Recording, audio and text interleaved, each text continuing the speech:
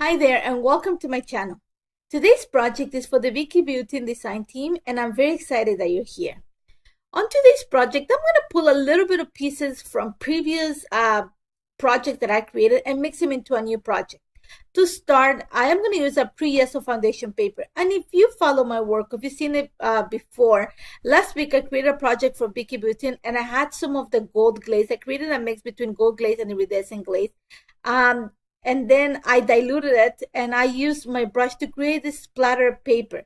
But I had still some leftover glaze, so I diluted it even more and actually add like a little coat of a sheen of glaze to this cutout. This cutout is from Paige Evans and it was cut in salmon cardstock. So it now has a sheen to it. I don't know if you can see it or appreciate it on the camera, but it's very pretty. So I'm going to build my layout based on the cutout. And my first idea is that I want to add, I think blue is going to contrast. I love the combination of having blush, gold, pink, and navy or blue with white. I love the color combo, so I'm going to play with those colors. Now, the foundation paper that I'm using is pre-Yeso. I have a stack of foundation paper that I've already have ready to go. So all I'm going to do right now, like I said, I want something that's going to contrast the cutout, and I'm going to use actually blue tone, sorry. So I'm using our crayons and I'm going to mix the navy that comes in the neutral set with a little bit of the blue that comes in the cool set. And all I'm doing is I'm scribbling them on a piece of foundation, of acrylic, sorry. And then I'm going to add water just to dilute it, to dilute the pigment to the consistency of watercolor. And then I'm going to use a very simple technique to create watercolor. And all I'm doing is adding a little bit of water, kind of flooding the space, but I'm spritzing it with my little mister. This is from Vicki Boutin too. And I'm just adding the pigment on top of it. My idea is that I want the water to do the work for me for the watercolor. So like I said before, you can do this by adding a little bit of water to the foundation paper. Make sure it's pre-Yeso because you want to have that extra time for the water to run freely and mix with the pigment. So that's one of the things. Make sure that you pre-Yeso your foundation paper. Otherwise, it is gonna, if you don't pre-Yeso your paper, it is gonna run, but not as much as it is right now. You can see it. So all I'm doing right now, again, is I'm spritzing my little bottle of water or adding a little bit of water, whether you want to use a brush or just tap some water and then adding the pigment, or in this case, the watercolor to it. And you're going to see that once in a while, I help the color move, the color move with the brush. So I just kind of push the pigment into the water, but then I let the water just run its course and it's going to flood the space. And I love it. I find there's a very natural way of using watercolor. You can use the packaging technique if you want to this, if you're afraid that you're going to overflood. And you're going to see that I don't fill my entire page. I go in little sections at a time. Because I'm not changing colors, I don't mind having those little splotchy lines. And usually, if you don't see it right now, is when I spritz my bottle, I try to get the closest that I can to the previous watermark, you can say, so that I can kind of join the lines. And that's about it. I took it off camera because I'm just repeating the section. I'm just trying to, my idea was to cover the area that is going to be behind the cutout. And then I set it aside to dry a little bit. I wanted to accent some of the color, the blue and the background. So you're going to see that once it dried a little bit, I'm going to come in with the blue. And this is a way to add some definition, to add layers of color onto the layer. And all I'm doing is following the same thing that I did before, but not to the entire area, not to the entire background. Sorry, just some areas where I know the cutout is going to be showing. But then again, as always, my plans always change because like I said, I had no picture in mind. So I'm just have an idea of what I want, but I have no picture. So you're going to see that I change it a little bit. And not that I love the background, but I think that if I would have had the idea before, I would have changed it a little bit. But so not my idea is I'm going to bring in flowers. I have a lot of stamped flowers from previous projects that I keep in a little container, and I want to bring some of them in. But I want it just to be faint on the background, just to give me the idea that they're cascading. So what I'm doing here is I'm using the navy crayon, and what you see right now is iridescent paint. So what I did is I had a container of iridescent glaze that was about to finish, and it was already dried. Honestly, it was probably a teaspoon, maybe more, a tablespoon of iridescent glaze, left in the container. And I added a little bit of warm water, and I've been shaking it once in a while, and now I have iridescent paint. So all I'm going to do is mix it with a little bit of the navy air crayon, and bring one of the stamps from the Field Notes collection, the flower one, and I'm just gonna add some stamping on the background. I'm thinking at diagonal. I'm thinking that I want some flowers to be behind the two hearts. So I'm using the hearts, kind of a guide to where I want the flowers. Now you're gonna see that I bring also a few. I wanted to go to a smaller flower, so I went into the All the Good Things collection stamp and die set that has the smaller flowers, and I'm gonna use the medium and the small flowers. And all I'm gonna do again is work the cascade look. And all I'm doing, I'm not using ink for this. I'm using actually art crayon, and all I did is dilute it.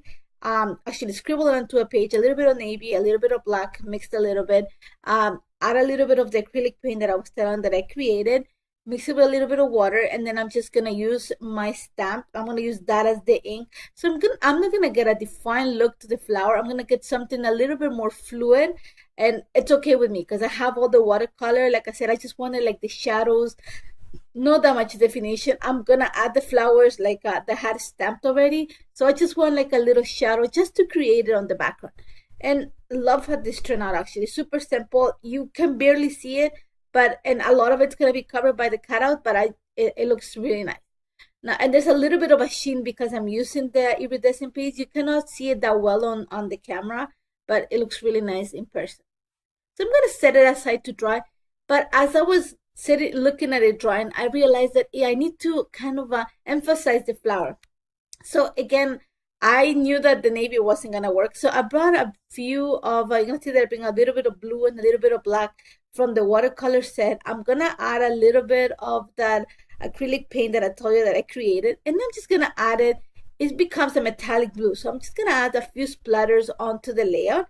And then I'm actually going to use my really thin, the smallest brush from the watercolor brushes, just to add like a droplet of the watercolor to the center of each flower. It's gonna bring a little bit of definition, and because they're messy, I don't have to be careful about it. I just want it to be fluid. I just want to add a little bit of the definition. I want it to be in the background but not completely lost. I hope that makes sense. And I'm gonna set it aside to dry for a little bit. As I was working with it, I'm thinking, you know what, I need to bring a little bit of white to just break a little bit of the blue. So my choice is, because I'm using flowers, I'm going to bring in butterflies. So I'm using I think this is from the All the Good Things collection release, and it's the butterfly stencil. And I'm just going to go for the smallest butterflies. And mostly I'm going to add them outside of the blue area, because I know that the blue area is going to be pretty much covered with the picture and the papers and the cutout. So there's no need for me to add many. So I'm just going to choose to go for the smaller butterflies outside of the blue area. I'm going to scatter a few, and that's about it. And all I'm doing is using my iridescent glaze and just adding it to the smallest butterflies that I have on the stencil using my palette knife. I'm going to just try to go one way so there's not much seeping underneath the stencil. And I'm going to set it aside to dry. Now, while that was drying, I went and looked for pictures that I had an idea what I have. This is a picture of my niece and my nephew. I think my nephew was only a week old when my sister had this picture taken, and I have the entire set that she had sent me. So I really thought that it'll be great on this layout because the background reminded me of sky. But when I pulled the picture and I sized it and I played a few times, I realized that I love the picture. I love what it's going to do to the layout. But the title, or in this case, the cutout, doesn't have to be horizontal. It kind of has to be a little bit on the slant. And at that point, I realized that I should have looked for the picture before I created the background, because I would have just softened up the edges. It wouldn't be so blocky. But it's okay. I don't mind it. But it did give me something to think about. And then I went into all the papers that I have and pulled a lot of the salmons, the pinks, just to back the letters of this layout. I wanted something very soft. I want the picture to stand out.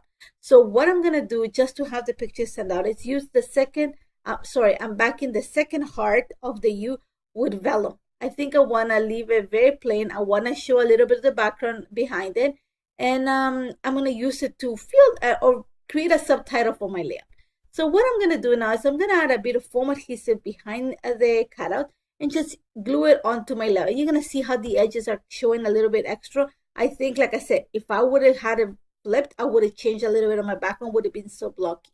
And then all I'm gonna do, like I said before, I have, you see the container is full or filled, sorry, of stamped flowers that I created for other projects that I have extra. Whenever I stamped extras because you never know, I messed up or just to have. So all I'm gonna do is play with a few of them just to continue the look. And I'm thinking kind of an S shape of the flowers cascading from the top to the bottom.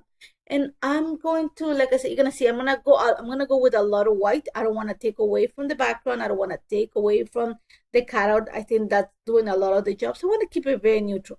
So I'm gonna add just a little bit of color to the flowers. Again, I'm choosing the peach tone and the kind of maroonish tone from the warm set of the art crayons, and I'm gonna mix in a little bit of the, I told you about the iridescent paint that I created, and a little bit of water just to create like sort of like an iridescent paint. It's really simple. And I'm just gonna add kind of a little wash to the flowers. I don't want it to be drastically white, but I don't want it to be like pink. I don't want it to stand out. I just want it to be in the background just to help me create that cascade of flowers that is gonna draw my eye to the shape. So that was my idea. So you're gonna see that I'm just gonna take my little water brushes, and then just gonna start adding a wash. I'm gonna add a few lines to define some of the lines of the flowers, and that's about it.